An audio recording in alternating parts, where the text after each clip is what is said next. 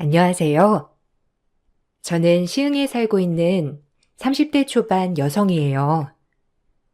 여기 나오는 사연들이 역대급 사연들인 걸 잘 알고 있지만 제 사연 또한 정말 기가 막힌 사연이라 한번 써볼까 해요. 대학 졸업 후 중소기업에 취직을 했는데 같은 회사 대리님이 열렬하게 대시를 하더라고요. 그렇게 대리님의 구애로 저희는 만나보기로 결정을 하였죠. 자상하고 배려심 깊은 모습에 반했어요. 회사에서도 워낙 자상하고 평판이 좋았던 사람이라 사실 굉장히 믿을 만한 구석이 많은 남자였어요. 1년 정도 만났을까? 결혼 얘기가 나왔습니다. 아직 회사 사람들은 저희의 연애를 모르고 있던 터라 결혼 얘기가 나오자 좀 당황스럽더라고요. 하루라도 빨리 가정을 꾸려서 행복하게 사는 게 내 소원이야. 그래서 말인데, 우리 결혼하는 게 어떨까 싶어. 결혼? 갑자기? 아직 나 자리도 많이 못 잡았고, 그리고 회사에서는 우리 연애하는 것조차 모르는데 이렇게 결혼하는 게 너무 갑작스럽지 않을까? 한 1년 정도는 더 만나보고 결혼하는 게 나을 것 같은데. 자기를 못 믿는 게 아니라 그냥 나도 커리어 좀 쌓고 싶어서 그래. 여윳돈도 덜 모이기도 했고. 어떻게 생각해? 그때까지 잘 만나는 것도 나쁘지 않을 것 같아.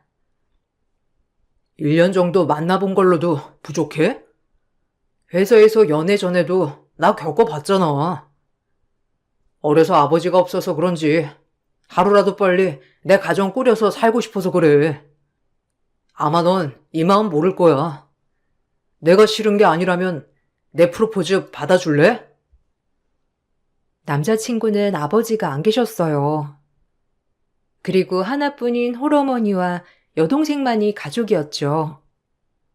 남자친구에게 이런 말을 들으니 괜한 연민이 생기더라고요. 그리고 어차피 결혼을 할 거라면 이 남자와의 미래를 꿈꿨던 것은 사실이니까 1년 더 빨리 결혼해도 되겠다 싶었어요. 그렇게 프로포즈를 받아들였고 결혼을 준비해 나갔어요. 결혼을 준비하면서 보니 남자친구는 가족애가 굉장히 깊은 남자였어요. 홀로 홀어머니와 여동생을 돌봐서 그런지 본인의 가족에게 끔찍하더라고요. 그런 모습을 보니 나에게도 참 잘하겠다 싶었죠. 하지만 이런 모습들이 점점 부담으로 다가오기 시작했어요. 조금 과하다 싶을 정도로요. 우리 엄마 나 혼자 키워서 굉장히 마음도 여리시고 그런 분이야. 우리 정말 잘하자. 알겠지? 엄마가 나한테 의지를 많이 하셔. 그래도 하나밖에 없는 우리 엄마 마음 이해하지? 너희 가족은 완전체니까 조금 이해가 필요할 거야. 그럼 힘드셨겠다. 혼자 이렇게 키우시는 것도 쉽지 않으셨을 텐데 존경해. 내가 결혼해서 자기처럼 잘하도록 할게. 그래서 그런데 우리 결혼식 그냥 파티 형식으로 스몰 웨딩 하면 어떨까? 외국은 그냥 그렇게 한다는데. 스몰 웨딩 좋지. 오히려 부담도 안 되고. 뭐 알아본 건 있어서 그래? 파티 형식으로 하면 재밌겠다. 나도 좋아. 아니 그리고 혼주석은 없애는 게 나을 것 같아. 우리 엄마 혼자 쓸쓸하시잖아. 이해하지? 내가 좀 마음이 아파서. 남자친구의 말에 생각이 많아지더라고요. 요즘엔 혼주석 없이도 결혼식을 한다지만 저도 외동인지라 부모님이 결혼식을 얼마나 특별하게 생각하실지 마음이 쓰이더라고요. 그래서 그건 안 될 것 같다고 남자친구에게 딱 잘라 거절을 했어요. 제가 거절을 하자 남자친구는 굉장히 상심한 듯이 말을 하더라고요. 하지만 이 부분에 있어서는 확답을 줘야 할 것 같았어요. 그건 좀 그럴 것 같은데? 아니, 삼촌 계시지 않아? 우리 엄마 아빠도 내가 외동이라 아무래도 혼주석에 앉고 싶어 하지 않을까? 그리고 요새 한부모 가정도 많은데 뭘. 혼주석 없애는 건 좀 아닌 것 같아. 섭섭해도 이건 짚고 넘어가야 할 것 같아. 너무한다, 정말. 내가 다른 것도 아니고, 우리 엄마 혼자 앉아있는 게 마음이 아파서 그런다는 건데, 그것도 이해 못 해줘? 자기야말로 그건 이기적인 거지. 내가 어머님 이해 못하는 것도 아니고, 이건 우리만의 결혼식 아니잖아. 어떻게 보면 양가 부모님들이 합류하시는 건데, 우리끼리 이렇게 혼주석 없애고 하는 건 아닌 것 같아서 얘기하는 거야. 자기도 이해해줬으면 해. 자기가 몰라서 그래. 우리 엄마가 얼마나 마음이 안 좋겠어. 아휴, 일단 알겠어. 자기가 그렇게 말하니까 뭐 할 수 없지. 생각보다 제가 강경하게 나오자 남자친구는 어쩔 수 없다는 듯이 양보하더라고요. 사실 저희끼리만 하는 결혼이면 충분히 그렇게 할 수도 있었지만 저희 부모님들도 계셨기에 제가 마음대로 정할 수가 없었어요. 그렇게 결혼식을 준비해가는 과정에서 잦은 트러블들이 있었어요. 남자친구 하나만 보면 참 좋은 사람이었는데 홀시어머니와 여동생이 합쳐지니 조금 불편한 마음이 많이 들더라고요. 그리고 여동생은 하나밖에 없는 오빠 결혼식에 축하를 불러준다며 저에게 제안을 하더라고요. 그때까지 축가를 불려준다고 해서 참 고마운 마음이 들었어요. 내심 축가하는 선물 겸 결혼 선물로 좋은 선물 하나 해줘야겠다 생각도 하고 있었고요. 하지만 이런 생각과는 다르게 예비 시누이는 축가를 하는 조건을 걸더라고요. 좀 의아했습니다. 본인이 친오빠 결혼식에 먼저 축가를 불러준다고 했지만 갑자기 대가를 요구하니 좀 당황스럽더라고요. 누구를 위한 축가인지 한참을 생각하게 됐어요. 하지만 남자친구는 이런 건 별 대수롭지 않은 듯 넘어가더라고요. 정말 아닌 것 같았습니다. 언니, 제가 축가 부를 건데 어떻게 생각해요? 뭐 하나밖에 없는 오빠이기도 하고 오빠 결혼식 축가는 꼭 제가 불러주고 싶었거든요. 언니만 괜찮다면 제가 축가하려고 하는데 괜찮아요? 이런 거 처음이라 떨리긴 하지만. 어머, 저야 너무 좋죠. 아가씨가 축하해 주시면 더 기념도 되고 너무 고마워요. 아가씨 잘 부탁할게요. 그래서 그런데 원래 축가하거나 그러면 좀 선물도 해주고 하더라고요. 제가 오빠한테 얘기해놨는데 이 가방 어때요? 어차피 언니 시집 오면서 선물 하나 해줘야 하니까 이 가방으로 사주세요. 이렇게 대놓고 말하는 게 아무래도 편하죠? 시누이가 보여준 가방은 에르메스에서 판매하는 670만 원짜리 가방이더라고요. 놀랐습니다. 나이도 어리고 아직 이런 거에 대해 잘 모를 거라고 생각했는데 가방 사진을 보자 좀 놀랬고 저의 형편에 너무 과분한 가방이라고 생각이 들었어요. 축가해주는 건 고맙지만 대가를 바라고 하는 축가는 좀 내키지 않더라고요. 제가 너무 당황하고 있자 남자친구는 말하더라고요. 별 대수롭지 않게 말이죠. 가뜩이나 돈 나갈 때가 많기도 하고 항상 돈이 부족하다고 했던 남자친구여서 좀 어이가 없었어요. 그리고 저렇게 당당하게 저한테 저걸 요구하는 걸 보자 뻔뻔하다는 생각이 좀 들더라고요. 좋게 생각해 보려고 해도 말이죠. 오빠가 이런 거 하나 못 해주겠냐? 그래. 까짓것 한번 사주지 뭐. 주가도 해준다는데 안 그래 자기야? 해줄 수 있지? 어? 어, 아가씨, 아가씨 아직 20대 초반이기도 하고 너무 과한 가방 같지 않아요? 사실 여유만 되면 진짜 해주고 싶은데 그럴 여유까진 없어서요. 조금 더 무난한 가방으로 다시 알아보면 안 될까요? 이래저래 돈이 좀 많이 나갈 것 같아서요. 헐, 제가 추가까지 해준다는데 지금 가방 하나 못 사준다고 하는 거예요? 아니, 20대 초반이 에르메스 들지 말라는 법 있어요? 아니, 그게 아니고 여유가 되지 않아서 그래요. 그런 가방 저도 매보지도 못한 건데 여유가 되면 당연히 해드리죠. 됐어요. 아, 기분 나빠 진짜. 기분 좋게 축가도 해준다고 직접 말까지 했건만 언니 참 사람 기분 잡치게 하는데 뭐 있네요? 기분이 잡치다뇨. 아가씨, 말 너무 막 하는 거 아니에요? 형편상 안 될 것 같아 얘기한 건데 그렇게 말할 필요까진 없잖아요. 예비 신우의 말에 당황스럽고 어이가 없더라고요.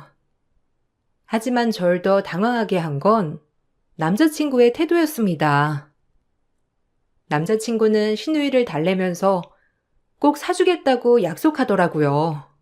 그것도 제 앞에서 완전 바보가 되는 느낌이더라고요. 그리고 이런 모습에 결혼을 다시 생각해보는 계기가 되었어요.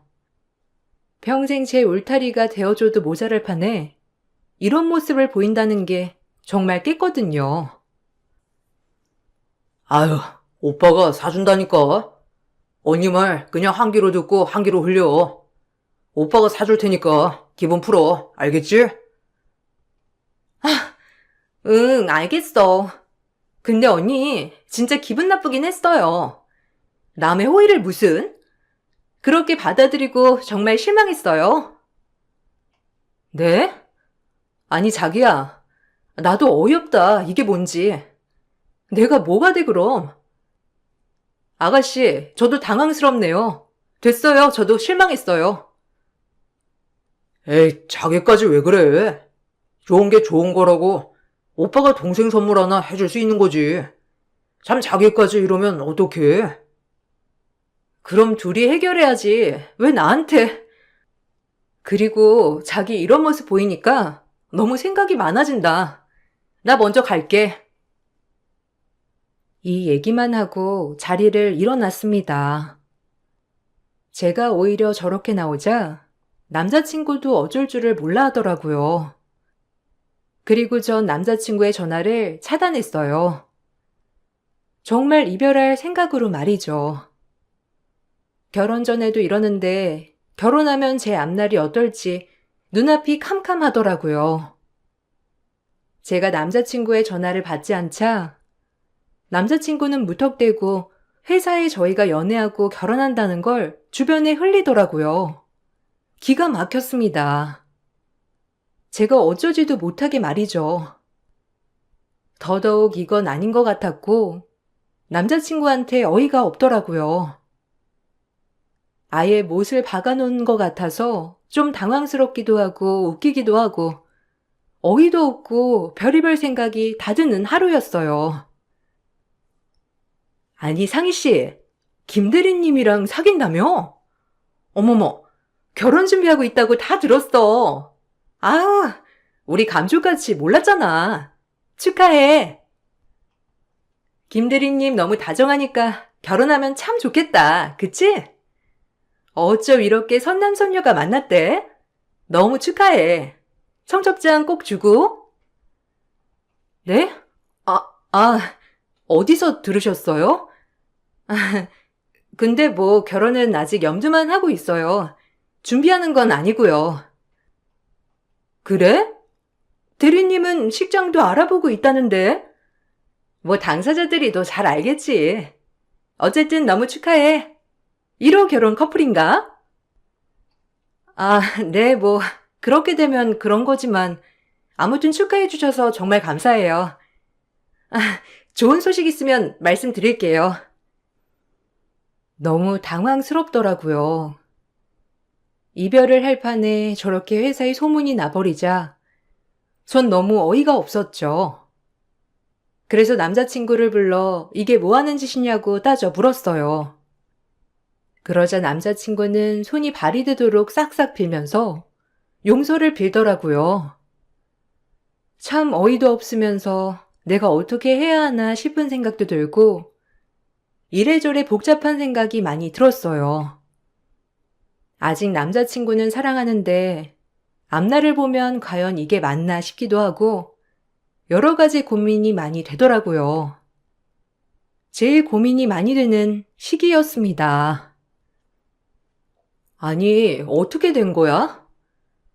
회사 사람들한테 왜 오픈해? 아직 확실한 것도 아닌데. 그리고 내가 지금 생각할 시간을 갖자고 했잖아. 근데 어떻게 이렇게 마음대로 할 수가 있어? 나 진짜 자기한테 너무 실망한 거 알아? 이런다고 못 헤어지는 것도 아니고. 미안해. 내가 진짜 생각이 짧았다. 동생이 어리기도 하고 엄마가 너무 오냐오냐 키워서 그래. 아빠 없이 자랐으니 얼마나 봐주고 키웠겠어. 그래서 그런 거니까 진짜 이해 좀 해줘. 그리고 가방 문제도 내가 딱 잘라 얘기했으니까 더 이상 신경 안 써도 돼. 이런 일이 반복될 건데 어떻게 내가 자기를 믿고 결혼을 하냐고. 그래서 생각해 보자는 거야. 이건 아닌 것 같아서. 진짜 미안해. 다신 안 그럴게. 내가 다시 한 번만 더 그러면 정말 김인호가 아니라 이인호다. 어? 아, 제발 한 번만. 솔직히 자신 없어, 정말. 당신 너무 가족 과잉 보호하는 것 같고 결혼하면 내 편이 되어줄까도 솔직히 의문이야. 절대 안 그래. 네가 우선이지. 일단은 가족은 챙겨야 하니까 그런 거지. 나한텐 네가 제일 소중해. 어? 제발. 남자친구가 그렇게 사과를 하는 바람에 결국 이 일은 무마가 되었어요. 시댁이 마음에 걸렸지만 지금부터라도 남자친구가 중간 역할을 잘한다고 약속을 해서 그 말을 믿어보기로 했죠.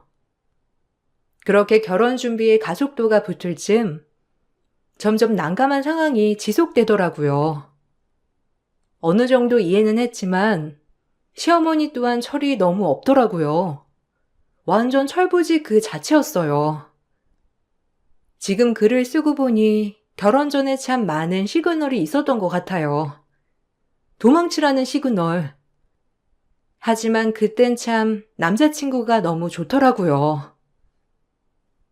어머, 상희야. 오늘 집에 좀 들를 수 있니? 인호랑 같이. 인호가 연락이 안 되네. 보고 싶은데. 너랑 있는 거지? 네? 네, 오늘 회사 끝나고 들릴게요. 인호 씨 지금 회의 들어가서 아마 전화 못 받는 것 같아요. 전달해 드릴게요.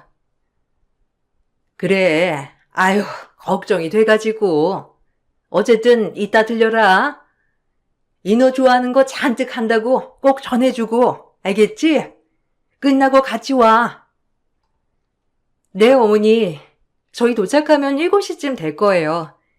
그쯤 거의 다 가서 전화 다시 드릴 테니까 걱정 마세요. 이따 뵐게요. 그렇게 일 끝나고 예비 시어머니네 들렸어요. 시어머니는 남편을 금이야 오기야 하더라고요.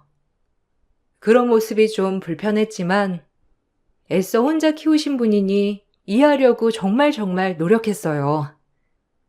시어머니의 사랑이 과하다 느낄 때쯤 남자친구도 그게 불편했는지 제 눈치를 좀 보더라고요. 남자친구가 제 눈치를 보자 시어머니는 그 모습을 또 못마땅해 하면서 싫어하기도 했어요.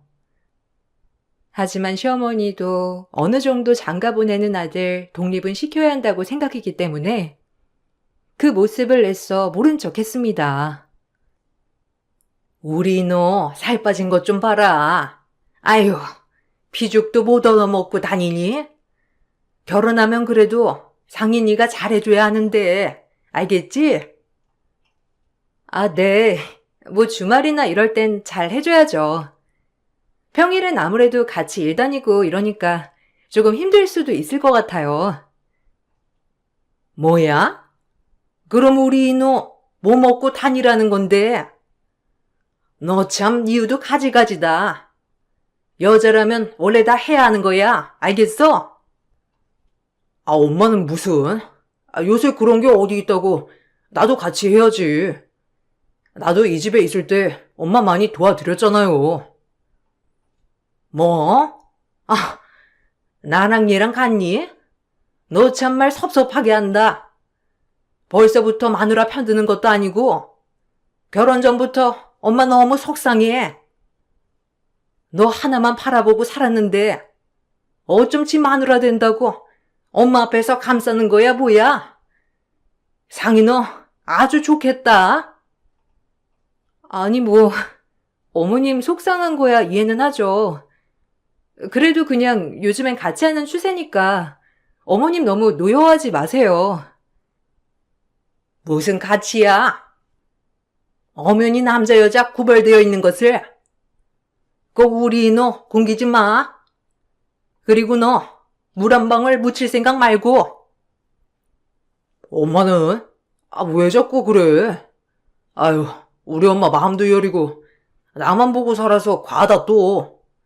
상이 놀라겠다. 그만하셔요. 과하긴? 엄마가 이 정도 할 수 있는 거지? 안 그러니 상이야? 내가 우리 아들을 진짜 금이야 오기야 키웠거든. 걱정이 많아. 남자친구가 중간에 이렇게 얘기했지만 기분은 너무 나쁘더라고요. 남자친구에게 의지하는 것도 부담스럽고 모든 걸 제가 다 해야 한다는 시어머니의 말도 여러 가지로 기분이 싱숭생숭 하더라고요. 그리고 이 일이 있고 나서 상견례를 하게 되었어요. 저희 엄마도 홀어머니라 걱정은 하셨지만 남자친구가 워낙 다정한 사람이라 좋아했거든요. 그러나 상견례 때 갑작스럽게 시어머니가 우시더라고요. 모두 다 당황을 했죠. 아들을 키운 것들이 생각난다며 대성통곡을 하는 바람에 다들 어안이 벙벙해졌어요. 아유, 없는 살림에 제가 아주 애를 곱게 키웠거든요. 금이야 오기야. 이렇게 장가를 간다고 하니 눈물이 나네요. 아, 네. 이해합니다. 뭐 사돈어른 살아온 세월이야. 저희가 어떻게 다 헤아릴 수 있겠어요. 너무 대단하셔요, 혼자서. 그러니까 말이에요.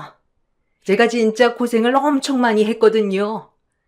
우리 상희가 알아서 잘해야 할 텐데 사실 걱정이 이만저만 아니에요. 우리 아들 예민한 성격이라 빨래라든지 이런 것도 다 섬유유연제도 쓰지 말아야 할 텐데 밥도 그렇고 뭐 상희가 잘할 수 있겠죠? 에휴, 제가 정말 이노 하나만을 보고 살았거든요. 제 마음 이해하시죠, 사돈어른? 네, 이해는 하는데 사실 자식들 독립하는 시점에 잘 보내주는 것도 부모된 도리라고 생각은 들어서요. 안 귀한 자식 있겠습니까? 독립이라니 말만 들어도 정말 슬프네요. 그래도 상이니까 제가 믿고 결혼시키는 거예요. 그거 아셔야 해요. 시어머니를 이해 못하는 건 아니지만 상견례 자리에서 저렇게까지 얘기하니 부모님도 낯빛이 좋진 않더라고요. 저 역시 과도한 아들 사랑인 것 같아 불편했고요. 그렇게 상견례에선 어머님을 달래느라 시간이 어떻게 갔는지도 모르겠더라고요. 괜히 저희 부모님에게 죄송스러운 날이었죠. 저 역시도 곱게 자란 건 마찬가지지만 시어머니가 저렇게 오시며 얘기하니 저희 부모님들도 딱히 별 말씀을 못 하시더라고요. 남자친구도 당황하긴 마찬가지였지만 그래도 본인 어머님 달래기 급급했어요. 저희 어머니가 너무 고생을 하셔서 그래요. 어린 나이에 아버지 돌아가시고 엄마 혼자서 고생 많이 하셨거든요. 그래. 그런 거 같으셔. 어디 이래서 우리 상이 보낼 수나 있겠나? 어머님이 이렇게 섭섭해 하시는데 안 그런가? 예? 아닙니다. 그래도 결혼은 해야죠. 지금 처음이라 어머니가 그러시는 거지. 아마 적응되실 거예요. 그렇게 찝찝한 상견례는 끝이 났어요. 그리고 결혼식 날짜를 잡고 결혼식을 진행하기로 했죠.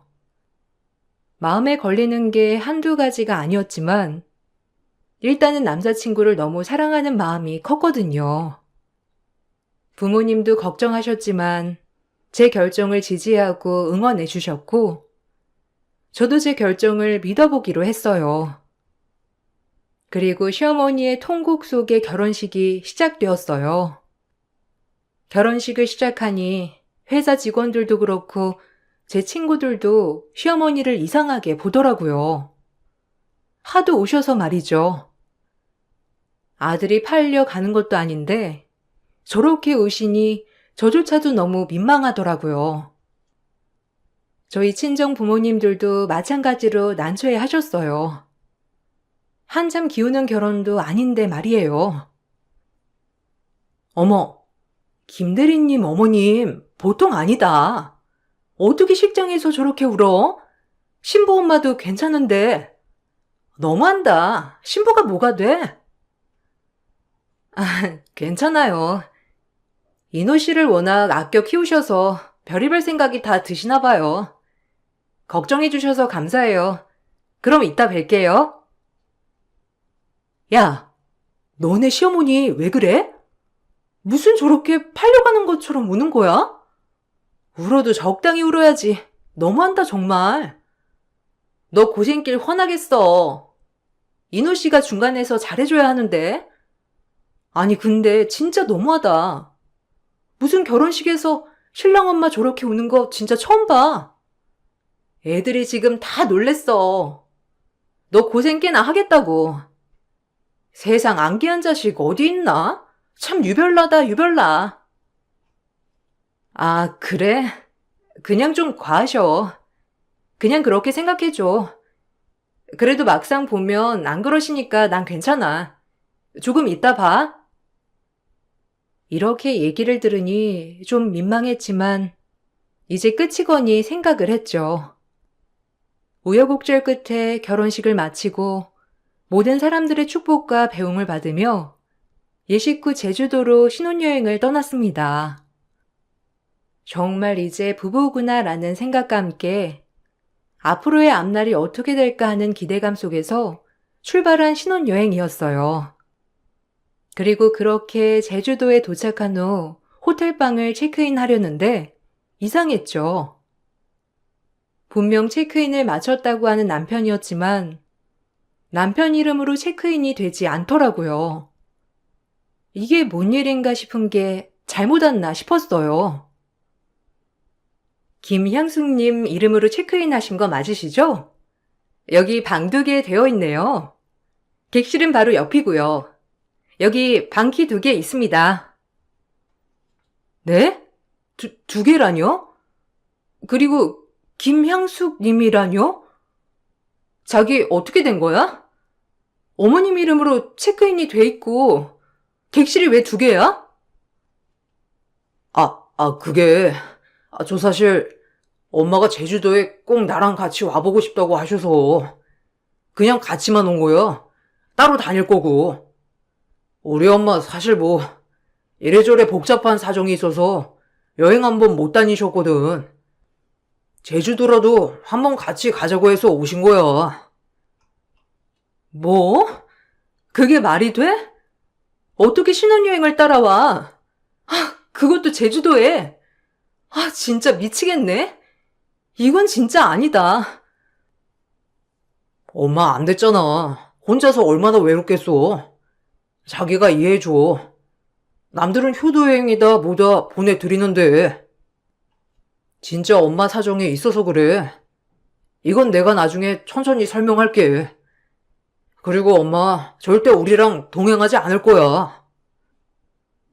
야, 효도는 너 혼자 해. 누구 인생 망치게 할 일 있나? 내가 돌았지. 이런 머저리랑 결혼을 하다니. 됐고, 너랑 이제 끝이야. 진짜 어이없네. 내가 미쳤지 그냥. 너 같은 인간이랑 뭘 한다고. 야, 됐어. 다 엎어. 이제 진짜 붙잡지 마. 너는 끝이 없다, 인간이. 제주도 호텔방이 시모 이름으로 체크인 되어 있는 것을 보고 바로 이건 아니다 싶었고 남자친구와 손절기회라고 생각했죠. 그리고 전 바로 그 짐을 가지고 택시를 타 공항에 갔습니다. 빨리 서울로 갈 수 있는 비행기 편을 알아보기 시작했어요. 제가 그렇게 공항으로 오자 전화기가 불이 나더라고요. 시어머니와 남편이 쌍으로 번갈아 가며 전화를 했지만 그렇게 그냥 무시했어요. 그리고 서울로 온 다음 날 뉴스를 보는데 뉴스에 두 모자가 나오더라고요. 그 뉴스를 보고 대반전에 경악을 했습니다. 어머, 너 제주도니? 아니면 어디야? 지금 뉴스에 김서방이랑 너희 시어머니 아니야? 아니 어떻게 된 거야? 엄마, 나 제주도 아니야. 서울이야. 일단 나도 좀 놀래서 알아보고 전화할게. 걱정 마요. 난 무사하니까. 엄마와 전화를 끊고 알아봤어요. 참 기가 막히더라고요. 알고 보니 시어머니는 현상 수배범이었습니다. 8년 전 갯돈을 떼어먹고 수배 중이었죠. 그리고 남편은 그걸 알면서 방임을 한 거고요. 한동안 도망을 다니다 제주도에 오면서 공항 검색대를 지나 발각이 된 거죠. 본인들도 이제 잊고 있었다가 신혼여행을 계기로 발각이 된 거예요. 정말 시어머니 과거를 보고 경악했어요. 그리고 남편이 방임하고 달면서 모든 걸 속였다는 것도 소름이 돋더라고요. 전 그리고 그 경찰서 유치장으로 향했어요. 어이가 없었고 저를 속였다는 사실에 머리끝까지 화가 차올랐지만 그래도 끝은 정확히 내야 할 것 같다고 생각했거든요. 재밌니? 어떻게 현상 수배 중인 사람이 그렇게... 아니, 그리고 자기도 알면서 방임했어? 어쨌든 끝이야, 우린. 정신적 피해 보상, 위자료 다 청구할 거야. 혼인신고는 안 했으니 상관없고. 사랑이 과해 결국 신혼여행까지 따라오더니 모든 게 탈로 났네, 그것 때문에. 꼴 좋다 해야 할지 어이없다고 해야 할지. 나 이대로 못 넘어가. 무조건 다 고소할 거야. 아, 제발, 너라도 그러지 마. 우리 엄마 불쌍하지도 않니? 여자 몸으로 오죽했으면 더 널 그렇게 했겠어. 이해 좀 해주면 안 돼? 미화시키지 마. 여자 몸으로 혼자 키우느라 그랬다고? 세상 한부모 가정은 그럼 다 범죄 저지르고 산다는 거니? 정신머리가 썩어도 그렇지. 그 피해자들 생각 좀 해. 하여튼 넌 진짜 가만 안 둘 줄 알아. 아니 너네 엄마도 범죄자면서 다 속이고 나랑 결혼시킨 거잖아. 너 말 그렇게 할래? 범죄자라니? 돈 갚으려고 했어? 왜 이래? 갚으면 범죄자 아니야. 합의할 거라고. 말 조심해. 그리고 네가 내 사정을 알아? 내가 얼마나 고생을 했는데 네가 감히 그따위로 말을 해? 네가 감히 이 결혼을 엎어? 평생 그렇게 생각하며 그 세 가족 단란히 사셔요. 남한테 피해 끼치지 말고. 내가 돌았지. 아휴, 이런 개념 없는 무식한 콩가루 집안이랑 엮이려고 했다니. 아주 망신 개망신이다 정말. 거기서 반성 좀 해. 알겠어? 전 이 말을 끝으로 변호사를 찾아가 정신적 피해 보상과 함께 위자료 소송을 걸었어요. 결혼식에 들어간 비용, 집 비용, 그리고 모든 금액을 돌려받고 정신적 피해 보상 위자료까지 받을 수 있었죠. 시어머니는 계모임 사람들에게 합의를 받지 못해 결국 구속 3년형을 받았고요. 남자친구는 집행유예 2년을 받았습니다. 정말 경악을 금치 못했었죠. 왜 이제서야 제가 정신을 차렸는지 기가 막히더군요. 합의 절대 못해요. 구속시켜요. 그때 그 돈 때문에 얼마나 힘들었는데 자기들은 그 돈으로 호의호식을 해? 너 깜빵 가서 잘 살아봐. 알겠어? 어디 숨어있나 했더니 아주 그러고 잘 살고 있었어? 천하에 벌 받을 것들 법대로 해, 법대로. 아니 윤철 엄마, 나 좀 봐줘. 나 힘들게 산 거 알잖아, 응? 그거 이해 못해줘? 남편 없이 애들 키우면서 얼마나 힘들었는데 제발 선처 좀 해주라. 나 이렇게 약한 몸으로 그 차가운 데 어떻게 들어가냐고. 제발 한 번만 봐주라. 아차 싶었지만 혼인신고를 하지 않고 파투가 난 거에 정말 감사했습니다. 그리고 남자친구는 한 번만 봐달라고 빌더라고요. 항상 늘 똑같은 레퍼토리였어요. 하지만 이제서야 정신이 번쩍 차려졌습니다. 수많은 시그널이 있었지만 지금에서야 말이죠. 내가 너 없으면 어떡해. 엄마가 한순간에 실수는 했지만 반성은 많이 하셨을 거야. 나 한 번만 봐주면 안 될까? 아니, 내가 왜? 넌 내 인생까지 망치려고 했어. 어디 내 인생을 망치려 들어. 순진한 얼굴을 하고. 그냥 그렇게 너네 엄마랑 평생 살아. 안타깝고 고운 네 엄마 끼고 살라고. 괜한 여자 만나서 여자 신세 망치지 말고. 그리고 범법은 저지르지 말고. 알겠니? 한 번만 봐주라. 내가 진짜 평생 너한테 잘할게. 이렇게 내가 빌잖아. 결혼식까지 했는데 어떻게 도로 물으냐고. 그러니까 나한테는 기회인 거지. 인성 쓰레기 떨칠 수 있는 기회. 정말 모전자전이라고?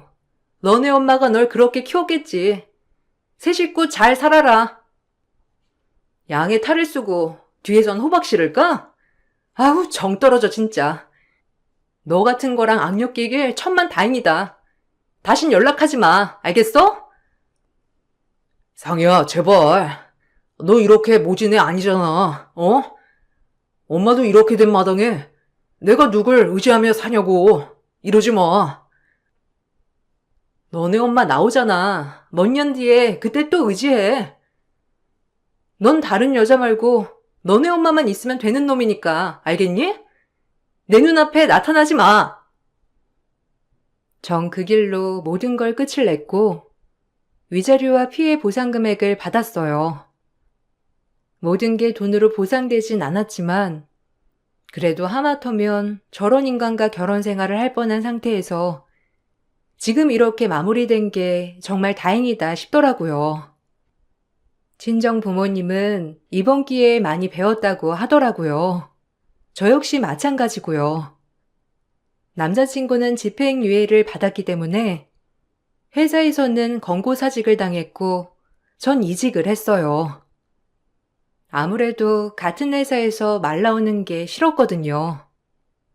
그래도 이직한 회사가 조금 더 연봉도 높고 오히려 직급이 올라갔기 때문에 괜찮은 기회라고 생각했어요. 앞으로 좋은 일만 있을 거라서 그런지 남자친구와 끝을 내자 모든 게 술술 풀리더라고요. 남자친구는 그 이후에도 계속 찾아오고 연락이 왔지만 경찰에 접근금지 신청을 하니 더 이상 연락은 없더라고요. 철없는 시어머니와 마마보이 남자친구. 참 그리고 8년 전 범죄를 속이고 아무렇지 않게 살아가는 그 모습들이 떠오를 때면 소름이 끼쳐요.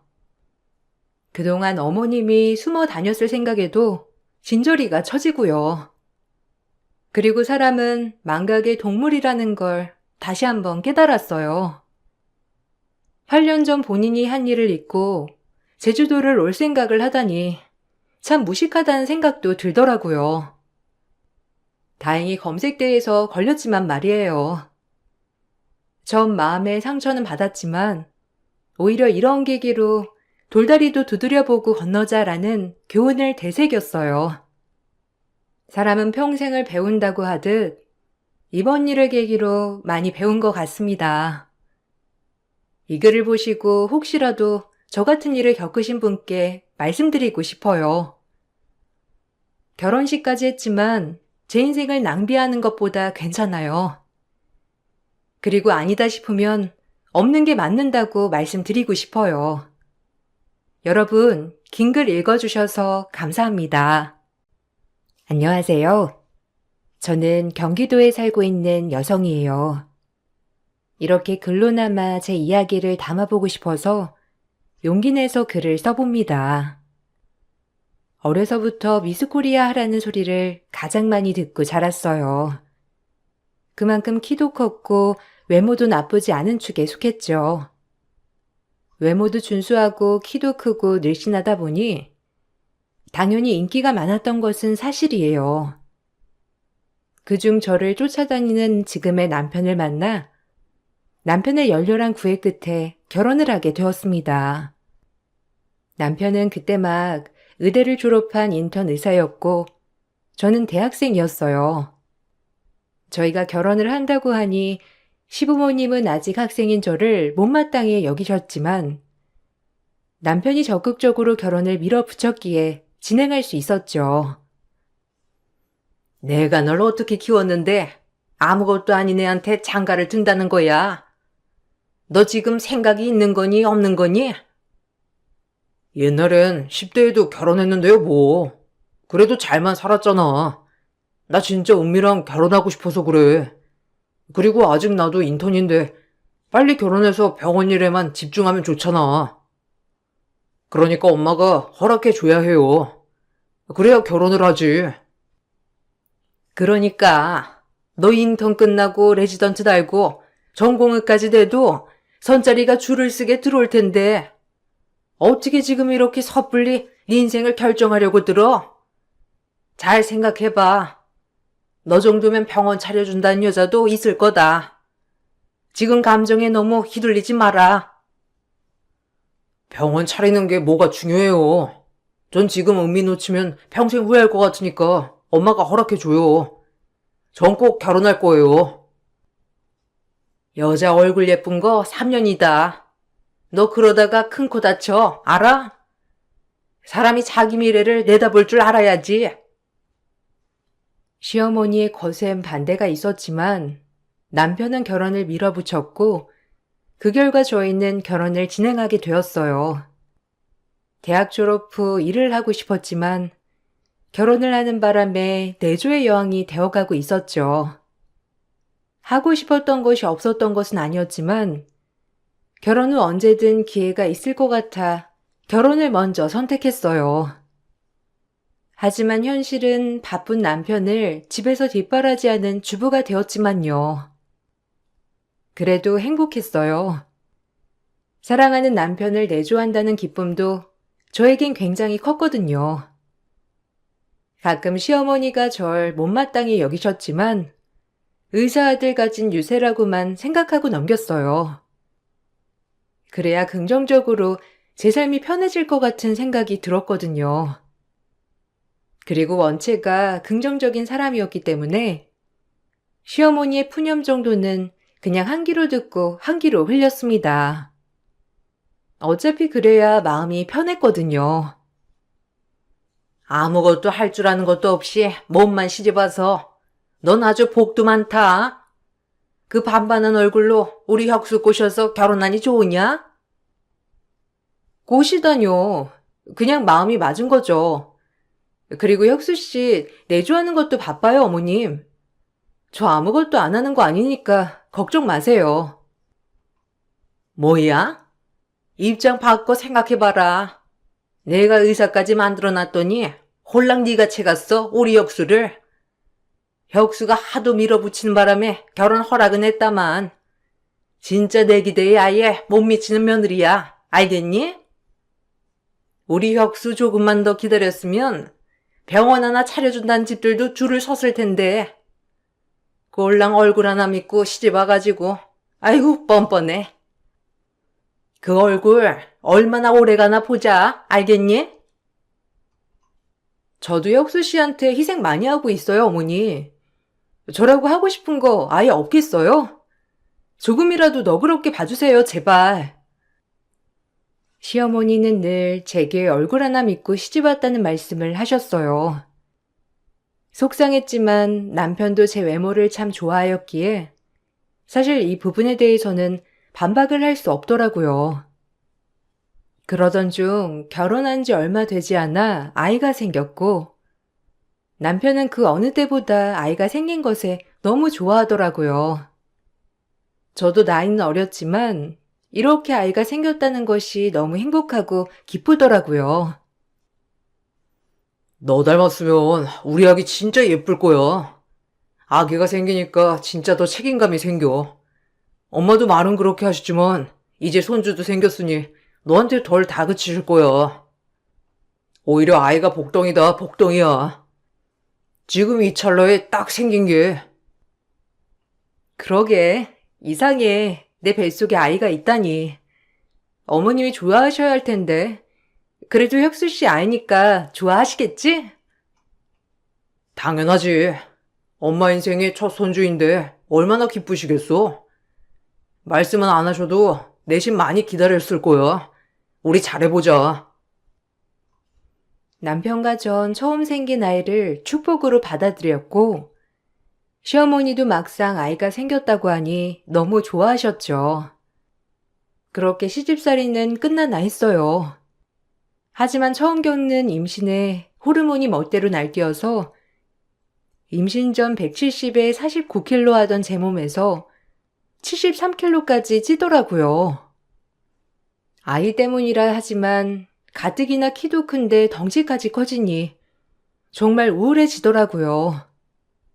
그쯤 남편도 처음에 저를 대할 때와는 전혀 다른 모습으로 저를 대하기 시작했습니다. 그런 모습에서 자존감이 많이 떨어졌어요. 그렇게 믿고 싶지 않았지만 남편은 정말이지 제 얼굴만을 보고 결혼을 한 것처럼 제가 점점 살이 찌고 변하자 저에게 막말을 일삼았어요. 아무리 임산부지만 너 살 너무 찌는 거 아니야? 그나마 얼굴 하나 봐줄만 한데 지금은 얼굴이 터질 것 같아. 심각하다. 요즘 산모들은 관리도 하고 배만 나와서 딱 예쁘던데 넌 어쩜 점점 살이 찌냐? 애 낳고 그 살 다 뺄 수 있겠어? 심각해. 안 먹으면 계속 울렁거리는 걸 어떡해. 못 참겠어. 그리고 키가 커서 의사 선생님이 이 정도 몸무게까진 괜찮다고 했어. 너무 방심하지 마. 애 낳고 진짜 푹 퍼진다. 아유, 저 엉덩이 좀 봐. 진짜 너 맞는지 요샌 내가 의심스러워. 아무리 임산부지만. 뭐? 당신 말 다 했어? 그래도 임신 중인데 어떻게 그렇게 말을 할 수가 있어? 출산하고 다 뺄 거야. 걱정 마. 그리고 남편들이 오히려 임산부 살찌면 위로해준다는데 어쩜 우리는 이렇게 반대되게 행동해? 내가 괜히 살찐 거야? 이게 다 우리 아기를 위해서 이렇게 변하고 있는 건데 너무하다 정말. 가뜩이나 요즘 호르몬 때문에 기분도 오락가락 한다고. 그렇게 출산을 하면 꼭 살을 빼리라 다짐했어요. 그리고 드디어 아이를 출산했습니다. 눈에 넣어도 아프지 않은 아이였지만 출산을 하고 육아에 전념하다 보니 제 몸 돌볼 시간조차 없이 시간이 흘러가더라고요. 10kg 정도는 빠졌지만 육아하며 얻은 붓기와 아이 재워놓고 먹는 저녁밥 등등으로 인해 예전의 몸무게에는 턱도 없이 돌아가기 힘들었어요.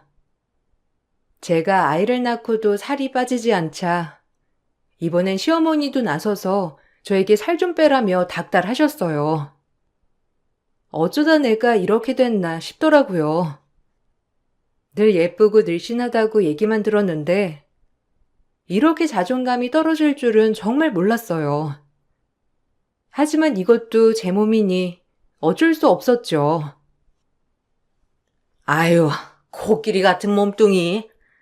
아니, 남들은 애 낳고도 날씬하고 유지만 잘한다는데 넌 어쩜 점점 더 찌냐? 너 우리 혁수가 너 얼굴 하나 보고 결혼한 건데 그렇게 관리 안 하면 되겠어? 아유, 기도 남산만 해가지고 등치가 아주 소만하다 소만해. 그러니까 점점 더 찐다니까. 관리 좀 해. 애가 어디 유치원 가면 엄마 창피해서 오라고 하겠냐? 진짜도 안 같아 요새 보면. 아, 살 얘기 좀 그만해. 어머님, 저 노력하고 있으니까 살 얘기 좀 그만하세요. 어디 애 키우면서 다이어트 하는 게 쉬운 줄 아세요? 남들 다 하는 거 왜 못해? 너 그거 하나 보고 결혼시킨 건데 네가 이렇게 엉망진창이면 되겠어? 아유, 저 살 좀 봐. 난 우리 혁수 가지고 딱 7kg 쪘다. 그것도 애 낳고 다 빠졌지만 젊은 애가 미련하게 먹어대더구만. 저렇게 안 빠지는 걸 좀 보소. 그래, 엄마 말이 맞아. 관리 좀 해. 너 진짜 요새 너무 쪘어. 아이 낳고 다이어트 한다더니 다이어트는커녕 맨날 먹기만 하고. 아이 가지기 전 그렇게 저를 예뻐하던 남편도 변해가고 있더라고요. 하도 살로서 스트레스를 받으니 이러면 안 되겠다 싶어 아이가 어린이집에 갈 동안 운동을 하고 식단 조절을 했어요. 전처럼은 아니지만 그래도 조금씩 빠지기 시작은 했어요. 하지만 출산 후 늘어진 뱃살과 탄력 없는 몸은 다시 예전으로 되돌리기 힘들더라고요. 제 몸이 이러니 남편 또한 제가 살이 빠져도 거들떠 보지도 않았고요. 엎친 데 덮친 격 스트레스로 인해서 갑상선 저하증이라는 병도 생겼어요. 갑상선이 안 좋아지니 아침마다 매일 약을 먹어야 하고 똑같이 남들처럼 운동을 해도 신진대사가 느려져 살이 빠지지 않더라고요. 제가 그렇게 침체되어 있을 동안 남편은 병원에서 승승장구를 해갔습니다.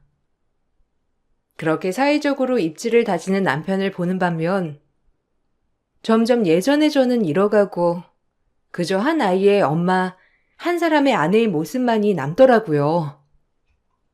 아이를 낳아 행복한 나날이었지만 그 무엇보다 침체되어 있는 나날이기도 했어요. 거울을 보면 제 자신이 싫어졌거든요.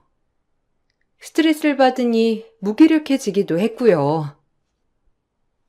아유, 내가 진짜 미쳤지. 저런 코끼리 같은 여자랑 결혼을 한다고 엄마를 그렇게 설득했으니. 진짜 과거에 너 어디 갔냐? 뭐? 코끼리? 아, 당신 의사잖아. 나 갑상선 저하증이라서 운동해도 잘 살 안 빠지는 거래. 근데 어떻게 그렇게 말을 해? 다 하기 나름이야. 그럼 갑상선 안 좋은 사람들은 평생 그렇게 뚱뚱이로 살라는 거냐? 생각 좀 하고 말해. 아니 진짜 심각하게 너 단식원 들어가야 하는 거 아니야? 예전에 그 몸매 어디 갔냐 진짜. 아유, 내가 창피해서 원. 당신 자꾸 그렇게 얘기하지 마. 나 진짜 자존감 떨어지니까. 애만 안 낳았어도 이러진 않았을 거 아니야. 핑계 대지 마. 애 낳고도 몸매 유지하는 사람 많으니까. 내가 어쩌다 너 같은 애한테 코가 깨서 진짜 미치겠다. 아유. 남편은 늘 저를 보며 이렇게 막말을 일삼았고 저조차도 저에 대해 자존감이 매우 떨어졌어요. 그러던 중 남편 병원 부부 동반 모임이 있던 날 남편의 모습을 보고 크게 실망을 했습니다. 아예 절 이제 아내로서 존중하지 않는 모습을 보였거든요. 남편의 그런 태도에 동료 의사들과 직원들이 더 민망해하며 제 눈치를 보더라고요. 전 그 순간 세상에서 제일 불쌍한 여자가 되었어요. 정말 제 평생 굴욕이었다 싶을 정도로 남편한테 존중받지 못하는 모습을 모두에게 보여주고 나니 각성이 되더라고요. 아우, 재수씨, 축하드립니다. 혁수한테 얘기 많이 들었어요. 아들이 얼마나 귀엽다고 하던지. 아, 감사해요. 결혼 축하드려요. 저도 혁수 씨한테 들었어요. 아마 다정다감하시니까 너무 잘 사실 것 같아요. 재수씨야 뭐, 능력 있지, 얼굴 예쁘지, 다 갖췄잖아. 너랑 비교도 안 된다 아주. 아유, 모임 오기 전까지 살 좀 빼라니까. 이렇게 남편 기죽여야 되겠냐? 결혼식에서 너희가 본 모습은 다 잊어라. 요즘엔 내가 누구랑 사는지 모르겠으니까. 야, 너 무슨 말을 그렇게 하냐? 재수씨 뭐 여전히 아름다우신데. 재수씨 너무 신경 쓰지 마세요. 이놈이 이렇다니까. 남편이 동료 의사들 앞에서 한 말들이 정말 수치스럽고 창피하더라고요. 오히려 동료들이 그런 저의 모습을 보고 남편에게 면박을 주었어요. 정말 굴욕적이고 너무 힘이 들더라고요. 그날 정말 음식이 입에 들어가는지 코로 들어가는지 모르게 굴욕이었죠. 남편은 그런 제 마음을 아는지 모르는지 먹을 때마다 사람들 앞에서 살쪘다고 무안을 주더라고요. 정말 울고 싶었습니다. 또 먹어? 아유, 그만 좀 먹어라. 진짜 가뜩이나 저녁인데 다 살러 가는 거 아니야? 얘가 원래 이렇게 식탐이 많지가 않았어. 애 낳고 이렇게 된 거야. 재수씨들도 조심시켜라. 진짜 코끼리 되는 거 한순간이더라. 알겠지? 아, 이제 이것만 먹고 그만 먹어. 뭐? 당신 진짜 말 그렇게 할래? 아, 어떻게 사람들 앞에서 이렇게 날 망신줄 수가 있어? 정말 너무한다. 망신은 무슨? 어차피 얘네도 다 이해해. 가족 같은 사이인데 망신이랄 게 뭐가 있어. 참나. 너도 여자라 이거냐? 아, 그만해. 너도 참. 재수씨 민망하겠다. 재수씨 얼마나 예뻤는데. 이게 다 희생 때문에 이렇게 된 건데 그만해라 좀. 희생은 무슨? 본인이 먹어서 이렇게 된 건데. 아유. 넌 어쨌든 지금 재수씨한테 속지 마. 언젠가 이렇게 될 수도 있다. 전 그 말을 끝으로 일어나서 집으로 와버렸어요. 하지만 남편은 절 붙잡지 않더라고요. 그리고 전 이대로는 절대 살 수 없겠다 생각하여 온갖 다이어트와 시술을 병행하며 예전의 제 몸을 찾아 나가기 시작했습니다. 다이어트는 할 수 있었지만 출산 후 늘어진 뱃살과 몸은 예전의 모습으로 돌아가기 꽤나 힘들더라고요. 전 그럼에도 불구하고 갖은 노력을 통해 다시 예전의 몸을 점차점차 회복해 나가기 시작했어요. 다이어트를 하고 눈에 띄게 몸이 변하다 보니 제 자존감도 덩달아 올라가기 시작했고요. 제가 이렇게 변화하자 남편도 예전처럼 구박은 하지 않더라고요. 그래도 그 전에 남편이 저에게 했던 행동들은 이미 씻을 수 없는 상처로 마음을 후벼 파더군요. 그리고 그쯤 우연히 시어머니와 남편이 하는 얘기를 엿듣게 되었어요. 그 얘기를 엿듣고 나니 이 집 구석의 모든 기대감은 사라지기 시작하더라고요. 눈물도 나기도 하고. 애 하나 딸린 거 흠도 아니다. 너 정도면 인물준수의 직업의사야. 제가여도 아마 줄을 섰을 거야. 인물 반반한 애랑 살아보니까 별거 없지? 쟤도 다 살찌고 늙으면 여자들 똑같아지는 거야. 그러니까 능력 있는 사람이랑 결혼했어야 해. 아유, 그게 쉽나요? 그리고 그럼 애는 누가 키워? 엄마 없는 애 만드는 건데. 그때 나 좀 말려주지 그랬어요, 엄마. 내가 널 얼마나 말렸어? 그 말 듣지도 않고 결혼 밀어붙인 게 누군데? 제 얼굴 반반한 것도 그거 몇 년 갔니? 그냥 이쯤에서 정리하고 새 출발해. 뭐 자기가 어쩔 거야? 능력이 있어 뭐가 있어? 이혼해달라고 하면 하는 거지, 안 그래? 애 더 크기 전에 차라리 빨리 이혼하고 새 장가 들어 이거 사. 너 제가여도 들어올 선짜리 많다. 알겠어? 인생 길게 봐야 해. 그러니까 잘 생각해 보렴. 시어머니와 남편의 대화는 저와 이혼을 하라는 얘기였어요. 남편도 그 분위기에 동조를 하는 느낌이었고요. 남편에게 큰 애정이 남아있는 것은 아니었지만 정말 배신감에 치가 떨리더라고요. 도대체 내가 뭐였나 싶을 정도로 할 말이 없었고요.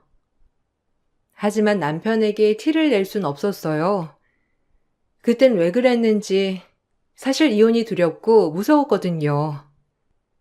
남편과 하도 싸워서 예전처럼 사랑하는 건 아니었지만 이혼을 하면 분명 결핍 있을 것 같은 아이와 당장 내가 지금 뭘 해야 하지라는 걱정이 먼저 앞섰거든요. 그렇게 아무것도 할 수 없는 채로 시간을 보냈고 이러는 것보다 뭐라도 해야겠다 싶어 요가 지도자 자격증을 취득해 나가기 시작했어요. 다이어트는 계속하고 있었고 운동하는 거에 흥미가 붙은 저는 언젠가 닥쳐올 독립에 대해 준비를 해야 할 것 같았거든요. 그렇게 요가 지도자 자격증을 취득하고 간간히 프리랜서로 수업을 한두 타임 맡기 시작했습니다. 이렇게 사회생활을 하다 보니 정말이지 뭐라도 할 수 있는 자신감이 생기더라고요. 이제 혼자 독립을 할 수 있겠다는 생각 말이에요. 그러던 중 시어머니는 급성 신부전증이라는 병을 얻고 말았어요. 시어머니가 급성 신부전증에 걸리자 남편 또한 비상이 걸렸죠. 아니, 내가 왜 신부전증이야? 아휴, 요새 몸이 많이 안 좋다 했는데 나 어쩌냐 아들아? 이 몸이 어째? 에이 엄마, 내가 의사인데 뭐가 걱정이야. 걱정 마. 요샌 기술이 좋아져서 다 오래 살 수 있으니까, 어? 그러니까 그만 슬퍼해. 아이고, 진짜. 내가 너한텐 짐이 되지 말아야 할 텐데. 이 어미가 너한테 짐이 될까봐 그러지. 걱정 마요, 엄마. 내가 엄마 그렇게 아프게 안 놔둘 거니까. 엄마 아들 믿지? 그러니까 엄마는 약 잘 먹고 밥 잘 드셔요. 솔직히 슬프지 않더라고요. 이미 시댁의 정이 털릴 대로 털렸던지라 마음을 그렇게 쓰니 저런 병에도 걸리는구나 싶었어요. 시어머니는 급성 신부전증에서 만성 신부전증까지 악화되었고 투석을 받으며 하루하루 연명하시게 되었습니다. 그러다 신장 이식이라는 공여자를 찾기 위해 애쓰더라고요. 남편이 아무래도 병원에서 일하다 보니 눈코 뜰 새 없이 바쁘게 찾는 것 같았어요. 저도 뭐 가족의 일원으로 검사를 했긴 했습니다. 그러나 참 야속하게도 저와 딱 어머님이 맞더라고요. 하지만 어차피 전 공여를 절대 해주지 않을 거기에 남편에게 딱 잘라 얘기했어요. 사이가 좋아도 해줄까 말까 한 신장이식을 그동안 내가 시어머니한테 가증구박받고 면박받은 내가 왜 해줘야 하나 싶었거든요. 그리고 우리 아들을 위해서라도 절대 해줄 수가 없었어요. 나 어머님한테 신장 못 줘. 그러니까 절대 나한테 주라고 하지 마. 어차피 그냥 검사만 받아보래서 한 거니까. 아, 진짜. 남처럼 얘기한다, 너. 너네 엄마였어도 그럴 거냐? 그래도 늙은 노인네 불쌍하지도 않아? 차갑다, 차가워. 마음대로 생각해. 어머님한테 받은 서름 때문이라도 절대 못 줘. 내가 왜 그렇게 해야 되는데? 하여튼 그런 줄 알아. 난 안 줄 거니까. 엄마가 너랑 이혼하라고 했을 때 진작 했어야 했는데. 내가 미쳤지. 널 뭘 보고 결혼했는지. 마음까지 못 될 줄이야. 뭐? 너네 모자가 나한테 했던 건 기억 못하니? 코끼리니 뭐니? 지금 생각해도 치가 떨려. 그런데 나한테 신장을 달라고? 하! 전 독하게 마음먹기로 다짐했어요. 어차피 내가 아프면 끝이다. 이런 생각으로 말이죠. 남편에게 못을 박았고 남편도 저에겐 기대도 안 한다고 얘기하더라고요. 오히려 잘 됐다 싶었어요. 그냥 내 할 도리만 하자 싶었거든요. 그렇게 시간은 흐르고 저 역시 어머님이 아프시니 시댁에 자주 찾아뵙고 음식이라든지 어머님 건강에 맞게 하는 것이 일상이 되어 버렸어요. 사실 마음은 안 좋았거든요. 그래서 더 자주 가서 청소도 하고 음식도 해드린 거죠. 겉으론 아무렇지 않은 척 하면서 말이에요. 하지만 어머님은 이러한 저의 노력에도 고마워하기는커녕 아프셔서 그런지 저에게 더 독서를 일삼았어요. 어머님이 아프신 것마저도 다 제 탓으로 돌리더라고요. 그런 모습을 보고 있자니 정말이지 내가 뭔가 하는 마음이 들었어요. 남편이 벌어다 주는 돈으로 너만 가꾸냐 지금? 요즘엔 뭐 요가인가 뭔가 하러 다니면서 집안일은 신경도 안 쓰지? 네? 아니요, 어머님. 그거 파트타임으로 하는 아르바이트 개념이라 집에 오히려 더 신경 많이 쓰죠. 저 살쪄서 싫으시다면서요. 제 관리하는 건데요, 뭐. 그리고 어머님, 이거 제가 신장에 좋은 샐러드랑 밥 만들어 왔으니까 이따 데워 드세요. 내가 죽기만 바라는 나쁜 년. 넌 아주 내가 아픈 걸 잘했다고 생각할 거야. 이게 다 사람 잘못 들어와서 그렇다니까. 그렇게 말씀 마세요, 어머니. 지금 밥 드시고 계시는 거 다 누가 해드리는 거예요? 어머님 아프셔서 예민한 건 알겠는데 그냥 이제 그만 좀 하세요. 저도 하려고 하잖아요. 진짜 힘들어요. 어머님이 그렇게 말씀하실 때마다 심장이 무너져 내린다고요. 그럼 네가 이식해주면 되겠네. 아비한테 딱 잘라 거절했다며? 나쁜 것. 그래, 나도 너 필요 없어. 이 나쁜 것아. 독한 년. 시어머니는 금세 제가 어머님의 신장과 맞는다는 말을 듣고는 신장 이식을 안 해주는 저를 엄청 원망하더라고요. 시어머니가 아프니까 저런 독설쯤은 이해해야지 생각했어요. 그러던 중 시어머니의 병세가 날로 악화되었고 시어머니를 모시고 남편 병원에 검진을 가게 되었죠. 시어머니도 검진을 하고 저도 간 김에 남편이 검진을 하고 가라고 하더라고요. 저도 다이어트를 한 지 오래됐기도 했고 온 김에 검진을 하자라는 마음에 남편 권유로 검진을 하게 되었어요. 간단한 수면 마취를 하고 위 내시경도 추가적으로 하게 되었죠. 그렇게 아무 생각 없이 수면 내시경을 받으러 들어갔고 한참을 꿈을 꾼 듯 잠을 잤습니다. 그리고 조금 시간이 지나 수면 마취가 풀렸는데 비몽사몽하는 그 순간에 남편의 목소리가 엄청 들리더라고요. 엄마, 시간이 없어. 재빨리 끝내자. 내가 엄마 안 아프게 해줄게. 이제 조금만 참아, 어? 어쩔 수 없이 이렇게라도. 아마 은미는 이해해 줄 거야. 은미 착하잖아. 아휴, 엄마 진짜 은미한테 잘하셔야 해요. 지금 하는 거 은미 모르는 거니까. 알았죠? 당연하지.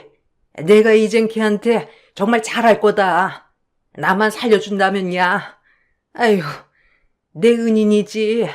이제 정말 잘해줄 거야. 근데 이렇게 몰래 해도 되는 거냐? 아휴, 그래도 혹시라도 저것이 알게 돼가지고 난리 칠까봐 걱정이긴 한데, 에휴. 재우면 돼요, 계속. 그리고 나중에 내가 설득할 거야. 그러니까 엄마는 마음 편히 받을 생각만 해. 엄마부터 살고 봐야지. 그리고 저에게 전신마취를 시도하려고 하는 거였죠. 순간 너무 놀라 벌떡 일어났습니다. 이게 무슨 상황인가 싶어 눈이 떠지더라고요. 그리고 제 팔에 꽂혀있던 링거 바늘도 다 제가 뽑아버리고 이게 뭐 하는 짓이냐고 소리를 질렀어요. 그 순간 너무 비몽사몽이었지만 이 수술방은 나가야겠다고 생각을 했죠. 놀란 어머님도 일어나셨고 병원이 발칵 뒤집혀지는 순간이었어요.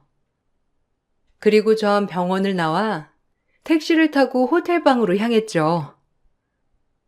정신을 차리고 그날 일에 대해 곱씹어 보니 명백히 시어머니의 신장 이식을 제 신장으로 하려고 했던 것 같더라고요. 전 집에 돌아와 남편에게 따져댔습니다. 아니라고 발뺌하는 모습을 보고 있자니 역겹더라고요. 누가 봐도 딱 그 모습이었는데 말이죠. 어머니는 날로 새학해가지 맞는 사람은 없지. 제가 맞는 사람인 걸 알았기 때문에 그 상황을 그렇게밖에 이해할 수가 없었어요. 당신이 내 신장 어머님한테 이식하려고 했던 거 아니야? 솔직히 말해. 나랑 어머니랑 맞는 거지? 그래서 나한테 말도 없이 그렇게 한 거지? 당신 어쩜 그렇게 무서운 생각을 할 수가 있어? 나한테 상의 한마디 없이 내 몸을 그렇게 마음대로. 누가 그래? 너 약 먹었어? 그날 네가 본 거 헛것이라고.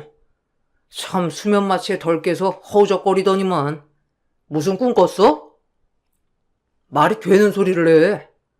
어떻게 네 허락도 없이 내가 네 신장을 빼돌리겠어? 무슨 옛날 시대도 아니고. 그만 오버해라 진짜. 이렇게 발뺌하시겠다? 그래, 알겠어. 이혼하자. 그리고 어디 한번 법적으로 싸워봐. 나 이렇게 파렴치한 당신들이랑 절대 못 살겠으니까. 내가 증거 하나하나 잡을 줄 알아. 알겠어? 나한테 이혼을 종용하더니 내 신장을 노려? 끔찍한 모자들. 당신들은 나한테 신장 달라고 할 자격도 없어. 날 그렇게 무시하고 천대하더니 이제 와서 신장까지 떼가려고 들어? 당신들이 인간이야? 전 이 말을 끝으로 아들을 데리고 집을 나왔어요. 그리고 조그만 월세방을 얻었죠. 그리고 증거를 모으기 위해 남편 몰래 남편 병원을 가 간호사들의 증언을 확보했습니다. 역시나 그날 신장 이식을 하려고 했던 건 맞았고요. 간호사들도 제가 동의를 한 줄 알았다고 하더라고요. 남편이 이미 서류를 다 제출했다고 하면서 전 이 부분에 대하여 변호사에게 보여주며 소송을 준비했어요. 제가 이혼 소송과 함께 의료 소송을 들어가자 남편은 이제서야 발등에 불이 떨어졌는지 빌더라고요. 아무래도 본인의 평판이 달린 문제이기도 하니 남편은 저를 어떻게 해서든지 설득하려고 백방으로 노력했습니다. 하지만 제 마음은 쉽게 돌아서지지 않더군요. 정말 진저리 쳐졌고 무슨 영화 속의 한 장면처럼 내가 이런 일을 당했다는 게 믿기지 않았거든요. 의료 소송이라니. 이혼은 해줄게. 양육권, 친권 네가 다 가져. 근데 의료 소송이라니. 나 어떻게 살라고? 그리고 시어머니인데 그 정도도 못 해줘? 난 네가 당연히 해줄 줄 알았어. 그래서 안 물어봤던 거야. 나 진짜 매장당해. 제발. 내가 머리에 청 맞았니? 너네 엄마한테 신장 이식을 왜 해줘? 나 그렇게 깔보고 무시하고 내가 너네 모자 둘이서 나 쫓아내려고 머리 굴린 거 모를 줄 알아? 뻔뻔하게 내가 참았던 것 뿐이야. 그날 나도 엄청 상처였다고 내가 모를 줄 알았지? 살찐 나한테 이혼을 종용하는 너네 엄마나 그걸 어떻게 할지 고민하는 너나. 내가 참고 산 건 우리 아들 때문이었어. 알아? 근데 내가 왜 너네 엄마한테 신장을 주겠니? 버리라고 생각해. 솔직히 안타깝지도 않아. 그날 내가 잠에서 깨지만 않았어도 애꿎은 내 신장 너네 엄마한테 줬겠지? 그랬다면 넌 더 큰 벌을 받았겠지. 내가 절대 용서하지 않았을 테니까. 기대해. 어떻게 하는지. 제발 부탁이다. 어차피 지금 네 신장 너한테 있잖아. 아무 일도 안 일어났고. 그러니까 없던 일로 해줘, 제발. 남편은 제발 의료 소송만은 걸지 말아달라고 했지만 전 그날 일에 있어서 너무나도 치가 떨리고 배신감이 들어 모든 걸 폭로했어요. 남편 병원 사람들은 제가 동의서에 사인을 다 한 줄 알았다고 하더라고요. 그리고 그 전에 제가 검진받은 기록과 어머님의 기록이 일치했기 때문에 저를 불러서 검진을 해준다고 하고 이미 다 수술 계획을 세운 것까지 간호사들은 증언을 해주었습니다. 남편은 병원에서 권고사직 처리를 받았고 막대한 위자료를 물어야 했어요. 병원에 대한 신뢰 문제로 인해서요. 그리고 저에게도 막대한 정신적 손해배상을 끼쳤기 때문에 위자료와 함께 양육권 친권까지 박탈당했어요. 저런 아빠에게서 아이가 자라는 것은 교육에도 좋지 않다는 법원의 판결에 따라서 말이에요. 이 싸움을 할 때 정말 세상에서 제가 제일 강인하다고 느꼈어요. 어떻게 혼자 헤쳐나갈까 늘 고민만 했었는데 막상 앞일이 코앞에 닥치니 해결해지더라고요. 그리고 시어머니는 저에게 싹싹 비셨습니다. 그 와중에도 본인 신장 이식을 해달라면 말이죠.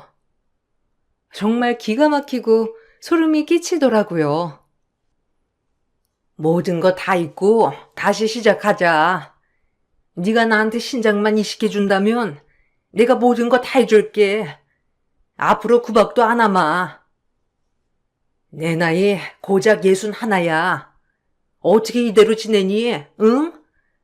너만 마음 고쳐먹으면 우리 다 행복하게 살 수 있는 건데 너 모진애 아니잖아.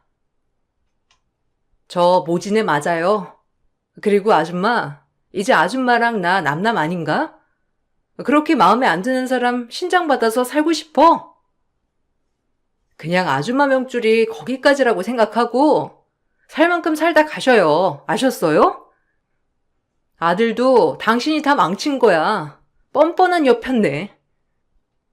뭐야? 명줄? 너 나 죽으라고 비는 거야 지금? 네가 어떻게 나한테 그럴 수가 있어? 아니 제발 부탁할게.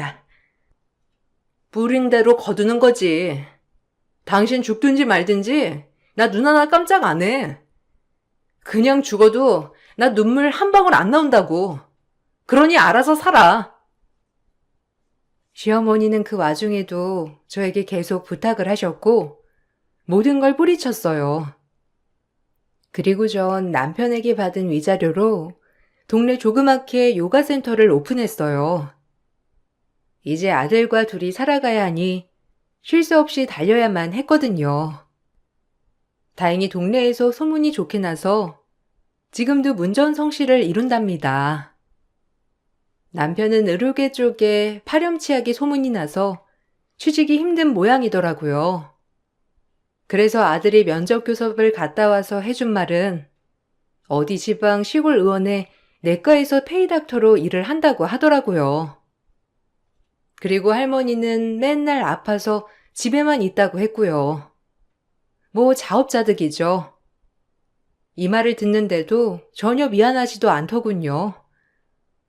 왜 그동안 바보처럼 참고 살았는지 정말 후회도 많이 되지만 그날 일이 있었기에 이렇게 지금은 잘 살고 있는 것 같아요.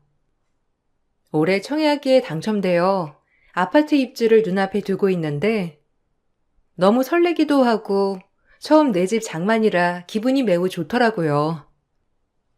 그래서 정말 옛 이야기지만 제 이야기를 한번 풀어보았어요.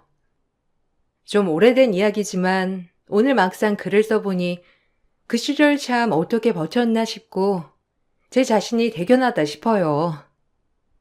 비온 뒤 맑음이란 말이 있죠. 전 요새 이 말을 가슴에 새기고 살아간답니다. 언제나 비만 오진 않을 거예요. 지금처럼 맑은 날도 있겠죠. 여러분들도 혹시 힘든 일이 계시다면 맑은 날은 올 테니 조금만 참고 버텨주세요. 그럼 제 글을 마치겠습니다. 감사합니다.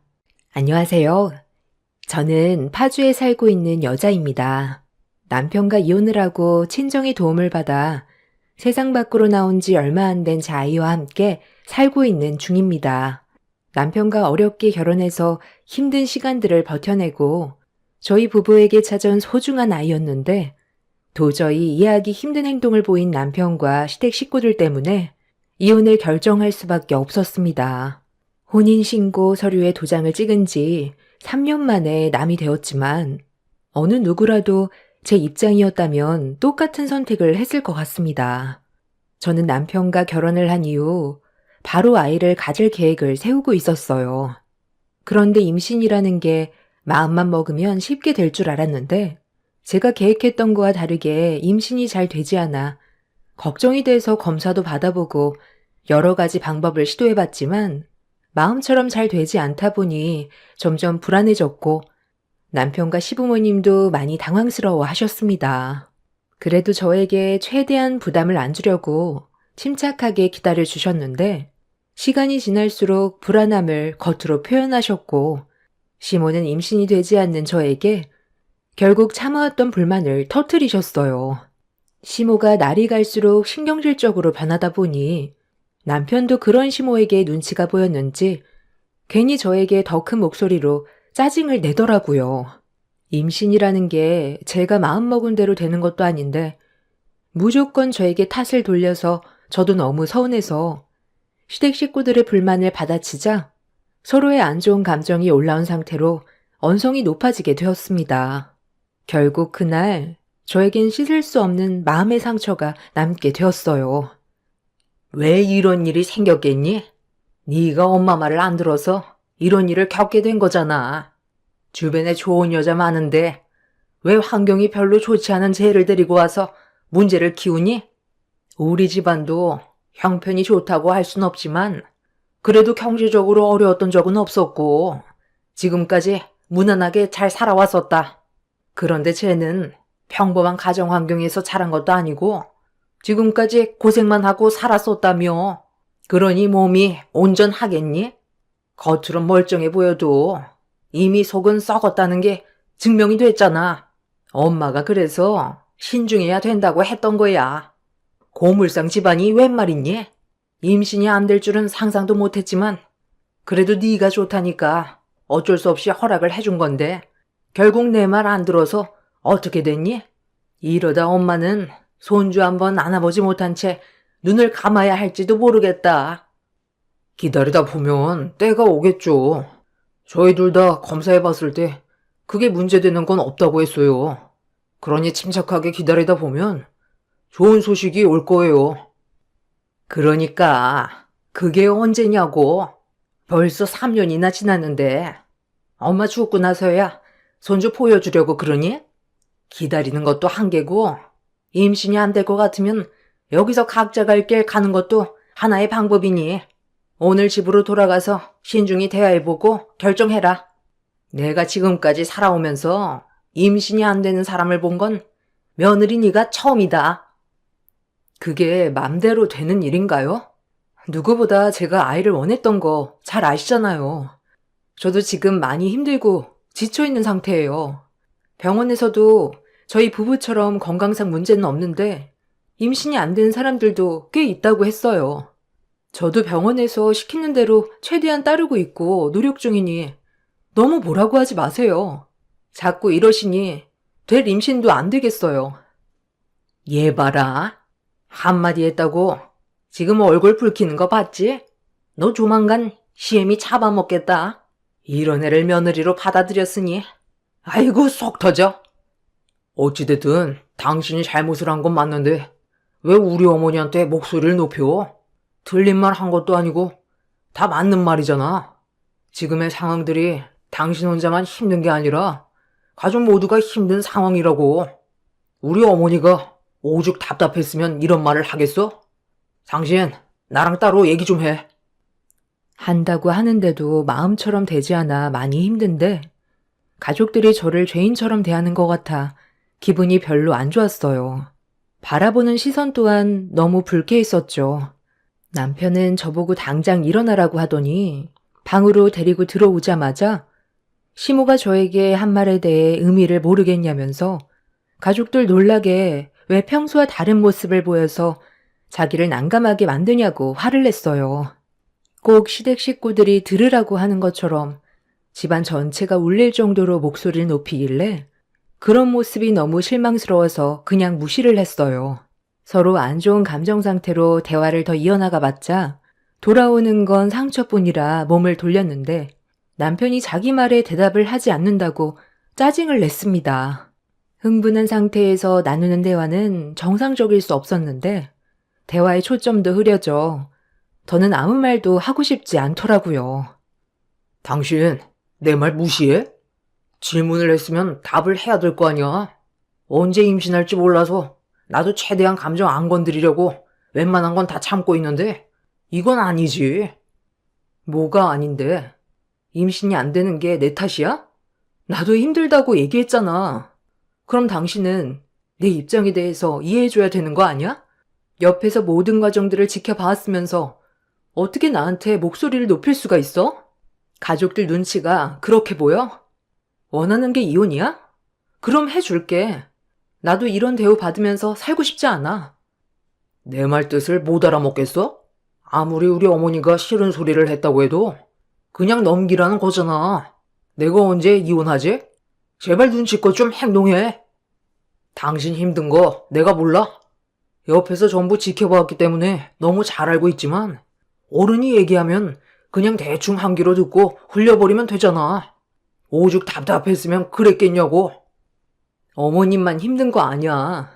당사자인 내가 제일 힘들고 지쳐있다고. 모든 걸 포기하고 싶을 정도야. 우울증이 왔는데도 혹시 아이가 생기기라도 할까봐 약도 안 먹고 있어. 임신을 하는데 조금이라도 걸리는 게 있는 것들은 전부 다 피하고 있는 중이라고. 임신을 하기 위해 먹기 힘든 음식들을 입에 집어넣을 때 얼마나 곤욕스러운데. 이런 힘든 시간들을 이겨내온 이유가 오로지 임신을 하기 위한 내 선택이었어. 그런데 어른이니까 무슨 말을 하던지 이해하고 넘기라고? 나는 그렇게 못하니까 같이 살고 싶지 않으면 그냥 이혼해. 이런 대우 받아가면서 당신과 함께 살아가는 건 너무 무리야. 남편은 서로가 많이 힘든 상황이라 예민해서 그런 거라고 했지만 제 입장에 대해 이해해주지 못하는 남편이 저는 제일 원망스러웠어요. 시모가 하는 말들 전부 다 이해하고 넘어가 줄 수도 있지만 시모 옆에서 거들었던 남편의 모습이 저에겐 너무 큰 상처로 다가왔습니다. 그렇게 한참 동안 언성을 높이면서 끊이지 않는 대화를 이어나갔지만 결국 해결되는 건 하나도 없었어요. 이런 상황들을 바로잡기 위해선 제가 아이를 가져야만 해결될 수 있는 문제였습니다. 한바탕 하고 난 뒤 더는 시댁에 붙어 있고 싶지 않아 저 혼자 집으로 돌아왔어요. 평소에는 남편의 차를 타고 함께 집으로 돌아왔지만 그날만큼은 혼자만의 시간도 필요했고 남편도 저와 같은 생각을 가지고 있는지 저를 붙잡지도 않았습니다. 그렇게 홀로 택시를 타고 집으로 돌아오는 동안 서러움에 눈물을 흘렸어요. 원하는 대로 이루어지지 않다 보니 많이 답답했고 부부관계에도 균열이 생기면서 오래가지 못할 것 같은 느낌이 들었습니다. 한번 난리가 난 이후 남편과 시댁 식구들과의 관계는 많이 어색해졌고 분위기도 좋지 않았지만 그래도 한바탕 난리가 난 이후 서로에게 조금 더 조심하게 되었습니다. 어느 정도의 시간이 지나면서부터 안 좋았던 일들을 가슴에 묻어버리고 예전처럼 똑같은 생활을 유지하며 지내왔지만 서로 겉으로 표현만 안 할 뿐이지 안 좋은 감정들을 풀어내기 위해선 시간이 많이 필요해 보였어요. 남편은 이런 생활이 많이 답답했는지 조금씩 노력을 보였고 어느 정도의 시간이 흐른 뒤 저희 부부는 좋은 관계는 아니었지만 부부 관계를 유지하며 각자의 위치에서 최선을 다했습니다. 그리고 저희 부부는 시험관 시술을 하기로 결정을 내렸고 간절하게 바란 만큼 저희 부부에겐 생각지도 못한 좋은 소식이 찾아오게 되었습니다. 그토록 바라던 임신에 성공을 하면서 온 집안은 축제 분위기로 바뀌었죠. 병원에서는 몸이 많이 약한 만큼 임신의 성공률을 높이기 위해선 최대한 안정을 취해야 된다며 안정기에 접어들기 전까지는 무리하게 몸을 움직이지 않는 게 좋을 거라는 의사의 말에 저는 다니던 회사의 사정을 얘기한 뒤 잠깐 쉬면서 안정을 취했고 뱃속에 있는 아이가 무사히 세상 밖으로 나오길 간절히 바라면서 시간을 보내고 있었는데 어느 날 주말에 시모가 몸에 좋은 음식들을 만들었다며 시댁으로 저희 부부를 불렀어요.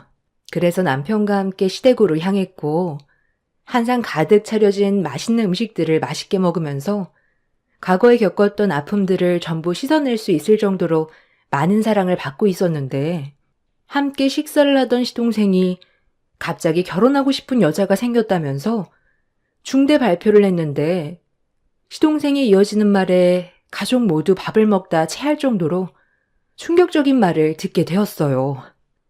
아, 형수님 임신했으니까 상관없잖아요. 엄마가 원하는 손주 안아보면 그걸로 만족하는 거 아니었어요? 형수님이 그동안 임신을 못해서 제가 말을 못 꺼내고 있었는데 지금은 임신했으니까 저도 결혼해도 되는 거 아니에요? 형수님이 임신을 못했다면 저도 지금 만나는 사람과 결혼하겠다는 말을 못했을 거예요. 아니, 내가 너희들한테 무슨 잘못을 했길래 왜 나한테 이런 고통을 주는 거니? 너 정말 그 애랑 결혼할 결심한 거야? 언제부터 만나왔길래 그런 결정을 내리는 건데? 엄마가 혈압 올라서 쓰러지는 걸 보고 싶은 거야? 결혼을 하면 기본적으로 아이를 가져야 하는 건 당연한 거지.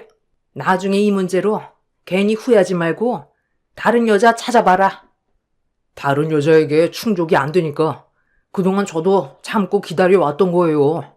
형수님이 결국 임신이 안 되면 저도 그 사람과의 결혼이 힘들어질 테고 엄마가 쓰러지는 거 보고 싶지도 않아서 그건 말도 못하고 속으로만 삭히고 있었어요.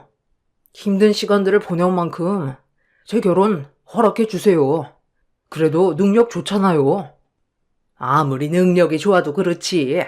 어떻게 불임인 여자와 결혼을 하겠다는 거야? 너 나중에 길거리 다니는 아이들 보고 너랑 닮은 아이 낳고 싶은 마음이 안 생길 것 같아?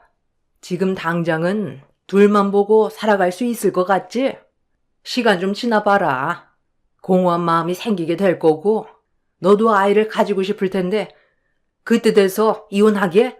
네가 한두 살 먹은 나이도 아니고 신중하게 생각하고 결정했겠지만 그래도 이건 아닌 것 같다. 불임인데 전문의 의사가 뭔 소용이니? 요즘 애 없이 잘 사는 부부들이 얼마나 많은데요. 이 세상에 태어나봤자 고생밖에 더 하겠어요? 살만한 세상도 아닌데 힘든 삶을 짊어지게 하고 싶지 않아요. 엄마가 원하는 손주 형수님이 안겨줄 테니 저는 제가 사랑한 사람과 결혼 진행할게요. 그러니 허락해 주세요. 아, 막내 아들이 이렇게 애원하는데 자꾸 반대하실 거예요? 너희 엄마가 그동안 마음고생하는 거 못 봤어? 다른 건 몰라도 불임은 절대 안 된다. 아빠도 큰 며느리가 그동안 임신이 안 돼서 얼마나 속이 타들어갔는지 알면서 불임을 겪고 있는 애를 아내로 들이겠다고? 엄마 아빠 가슴에 네가 대못을 박으려고 작정한 거야? 안 되는 건 안 되니까 더는 얘기하지 마라. 제 인생 제가 알아서 살아가겠다는데 왜 다들 반대하는 건데요? 제가 행복하면 괜찮은 거잖아요. 허락 안 해주셔도 저는 그 사람과 혼인신고라도 할 거니 그런 줄 아세요. 시동생의 갑작스러운 결혼 통보에 가족 모두 상당히 당황했어요.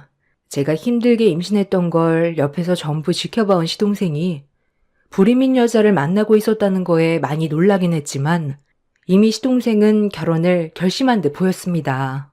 그 마음이 너무 완강해서 시부모님이 설득하기에는 어려운 상황이었어요.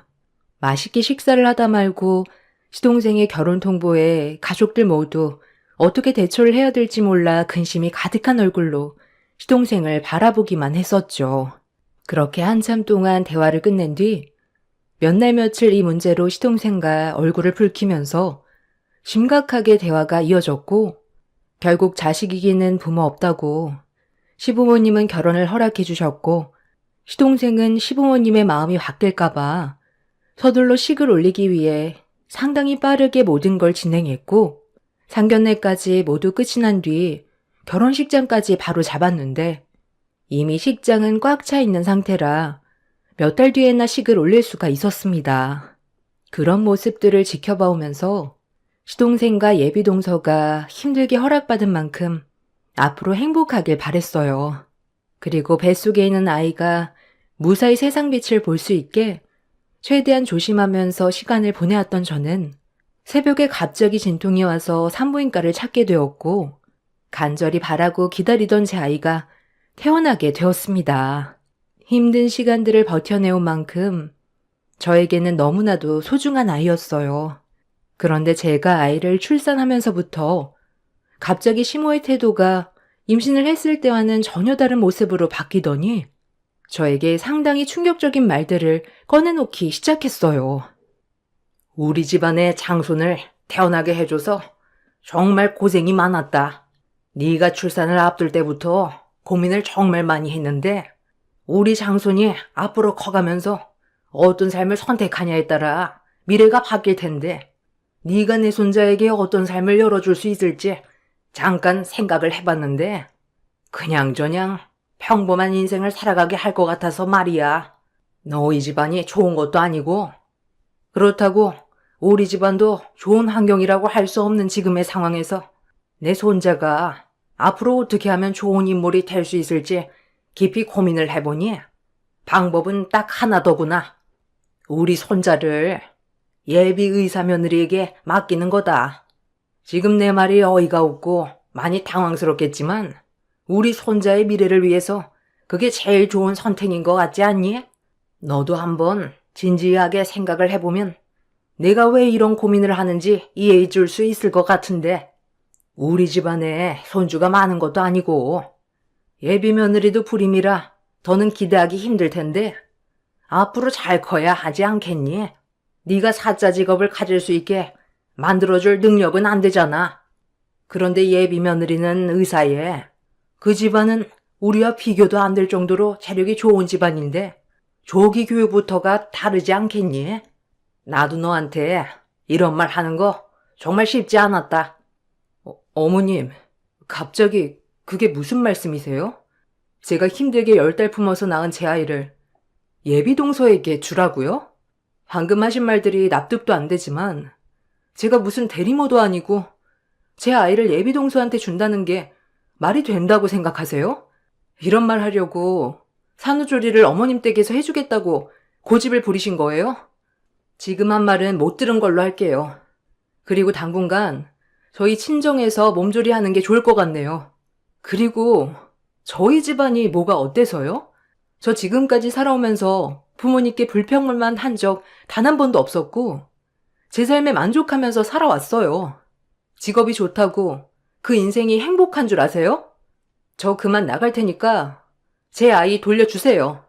더 이상 대화 자체를 하고 싶지 않아요. 아, 가만 좀 있어봐라. 우리 집안의 장손을 키우는 문제인데 집안도 안 좋고 돌대가리인 네가 키워서 우리 손자가 원하는 삶을 살게 해줄 수 있을 것 같니? 돈이 얼마가 들든 해달라는 거 다 해줄 수 있어? 너희 집안 자체가 가난한데 손자가 원하는 삶을 어떻게 살게 해주겠다는 거야? 그런 것도 다 돈이 있어야 되는 거라고. 내 말대로 우리 손자는 예비 며느리가 키우라고 주는 게 좋을 것 같구나. 너는 불임도 아니잖아. 나중에 다시 아이 가지면 되지. 한 번 임신이 되면 2번은 쉽다잖아. 때마침 딱 들어오네. 우리 세아가 이리 좀 앉아봐라. 내가 지금부터 하는 얘기 잘 들어야 된다. 이 아이 앞으로 네가 키워줘라. 얘 친엄마는 너다. 저번에 나랑 단둘이 대화했을 때 아이는 좋아하지만 불임이라 어쩔 수 없이 현실을 받아들이고 사는 거라며. 내가 네가 원하는 걸 충족시켜 줄 테니까 너는 그냥 우리 집안의 장손을 남부럽지 않게 키워주기만 하면 되는 거야. 전문의 의사가 되기 위해 네가 밟아온 길을 내 손자에게 그대로 물려주면 되는 거니. 어려운 건 아니잖니? 그렇게 해줄 수 있지? 이런 얘기 우리 집안 남자들은 아직 모르고 있지만 내가 나중에 차차 설명하면 되니까 오늘부로 네가 직접 애를 맡아서 키워주면 될 것 같다. 큰 며느리는 불임이 아니라서 또 애를 낳으면 되니까 신경 쓰지 말고 애 데리고 얼른 집으로 들어가라.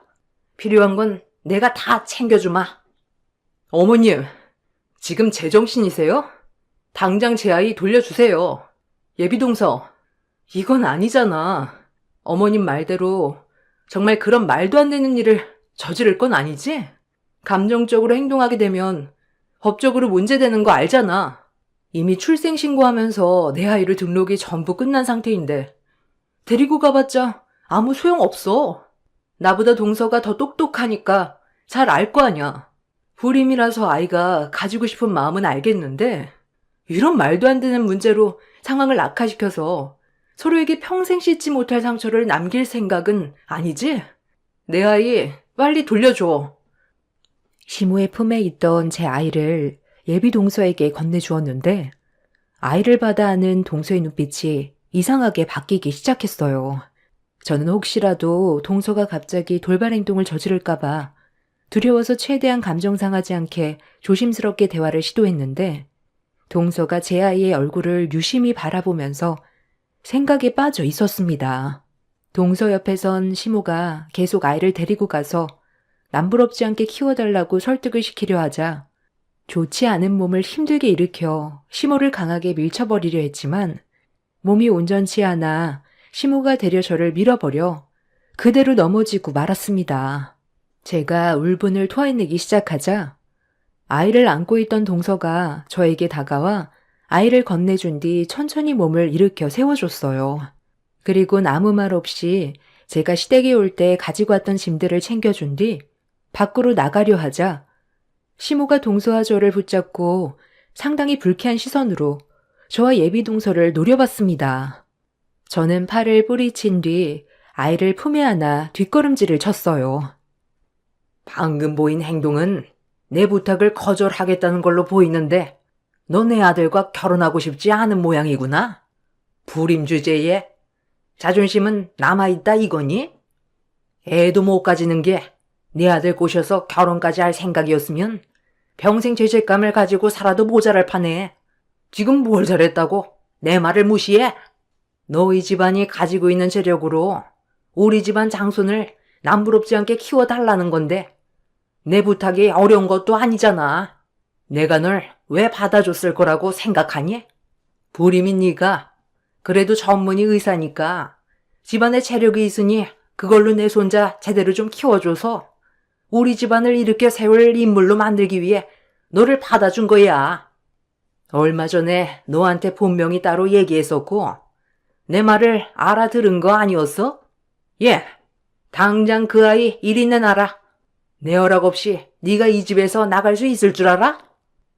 애를 가질 수 없는 몸이라 갓 태어난 아이들 보면 너무 사랑스럽고 저도 아이를 가지고 싶은 생각이 간절해서 불임이라는 현실 때문에 지금까지 살아오면서 정신적으로 많이 힘들었어요. 저에게 예비 형님의 아이를 따로 키우라고 했을 때 그렇게 하겠다고 말을 하지 않은 이유가 뭔지 아세요? 제 행복을 위해 남의 행복을 빼앗는 건 제일 나쁜 짓이거든요. 어머니 말대로 제가 예비 형님의 아이를 빼앗아 키웠다고 칩시다. 그래서 남부럽지 않게 키우면 그건 누구를 위한 행복인 거죠? 저를 위한 행복이에요? 아니면 어머니의 만족을 위한 건가요? 아이가 이런 사실을 나중에 알면 잘한 선택이었다고 할까요? 이 선택은 모두에게 불행입니다. 예비 형님이 제정신으로 살아갈 수 있을 것 같아요? 어머니의 이기적인 행동으로 인해 온 가족이 무너지게 되는 거라고요. 방금 하신 말은 못 들은 걸로 할 테니까 여기까지만 하세요. 사람이 상식이 있게 행동을 해야죠. 여기가 무슨 동물의 왕국도 아니고 애를 돌려서 키웁니까? 예비동서와 시모는 언성을 높이면서 안 좋은 감정 상태까지 올라왔고 저는 아이를 지키기 위해 밖으로 나가려 했는데 시모가 예비동서를 밀치더니 저를 밖으로 나가지 못하게 붙잡았어요. 시모의 눈빛은 제정신이 아니었고 나갈 거면 제 아이를 놓고 가라면서 난리를 치길래 아이가 다치기라도 할까봐 품에 안아 몸을 움츠렸습니다. 시모는 안간힘을 쓰면서 제 아이를 뺏으려 하던 순간 예비동서가 시모의 목덜미를 잡아 강하게 패대기 쳐버린 뒤 저를 일으켜 함께 현관문을 열고 나가려는 순간 시댁 식구들과 문 앞에서 얼굴을 마주하게 되었어요. 시댁 식구들은 무슨 일이냐고 당황스러워하며 저희를 다시 안으로 밀면서 세 남자들이 들어왔어요. 예비동서는 좀 전에 시모와 나눴던 대화에 대해 얘기했고 시모는 저와 예비동서가 자기를 밀쳤다면서 갑자기 오열을 하기 시작했습니다. 정말 어이가 없고 당황스러웠는데 남편한테 친정으로 가야 할 것 같다며 시모의 정신 상태가 이상하다고 얘기하는 순간 남편의 입에서 나온 한마디에 저는 너무 놀라 경악했고 뒤이어 시동생이 남편의 말에 동조했어요. 힘들게 얻은 아이가 좋은 환경에서 자라면 그것만큼 행복한 일은 없을 거라며 다들 뭘 잘못 먹었는지 정신 나간 말들을 하고 있었습니다. 예비동서는 이런 집안에서 어떻게 살아왔냐며 한숨을 내쉬더니 현관문 앞에 있는 세 남자에게 달려들어 당장 나가겠다며 몸을 밀치며 싸웠습니다. 시동생은 예비동서가 너무 흥분한 것 같다면서 대화로 풀어나가자고 설득하려는 순간 예비동서는 시동생의 뺨에 손을 올렸고 그 모습을 본 시모가 자기 아들 얼굴에 손을 올렸다고 뒤에서 예비동서의 머리채를 잡아 버렸습니다. 출산 직후의 몸이라 저는 움직이기도 힘든 몸 상태에 아이도 겨우 안고 있어서 어떻게 해야 될지 몰라 불안에 떨고 있었는데 시부가 제 품에 안겨있는 아이를 힘으로 뺏어버렸어요. 그리고 그 모습을 보게 된 예비동서는 시모를 강하게 밀치면서 빠져나와 가방 속에 있던 핸드폰을 들어 경찰서에 신고해 도움을 요청했어요. 집안은 아수라장이 되었고 잠시 뒤 경찰들이 와서 상황이 겨우 정리가 되면서 다시 아이를 품에 안을 수 있었는데 여기서 또 다른 문제가 생겼습니다.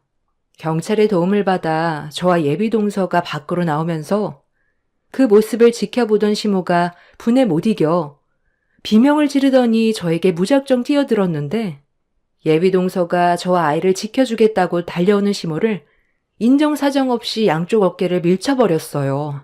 예비동서의 밀침에 시모는 발을 헛디뎌 뒤로 넘어지려 하더니 양쪽에 있던 시동생과 남편의 팔을 잡아 몸을 일으켜 세웠고 무게중심을 잡지 못해 미끄러진 남편과 시동생은 그대로 넘어지면서 안면을 화분에 부딪혔어요. 시모의 몸무게가 거의 80kg 정도로 무거워서 두 남자가 시모의 무게를 버티지 못해 그대로 안면을 다치게 되었죠. 시모 역시 일어나지 못한 채 그대로 넘어져 바닥에 있던 작은 화분에 허리를 부딪혔고 두 형제는 이가 우수수 떨어져 충격에 빠졌는지 비명을 지르면서 고통스러워하고 있었습니다.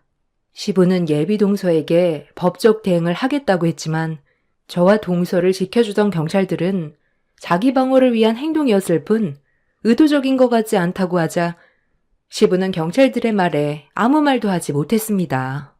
그리고 그날 이후 저는 남편과 이혼을 했고 시모에게 받았던 정신적인 충격과 피해받은 부분에 대해 소송을 제기해 위자료를 받아내었습니다. 예비 동서 또한 신체적으로 다친 부분들에 대해서 모두 보상을 받은 뒤 파혼을 선택하게 되었어요. 제가 임신을 하면서부터 시모가 제 아이를 전문의 의사인 예비 동서에게 안겨줄 생각을 했었다는 게 너무 소름이 돋았습니다.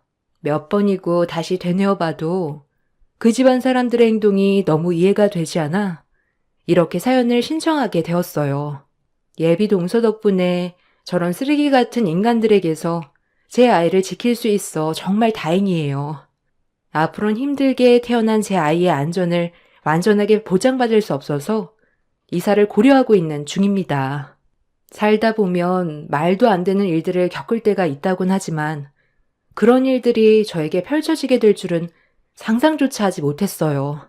그 인간들을 힘들게 끊어낸 만큼 앞으로의 삶을 제 아이와 후회 없이 열심히 살아가려고요. 제 사연 들어주신 분들, 추워진 날씨 감기 조심하시고 올해의 마지막을 잘 마무리하시길 바랍니다. 감사합니다.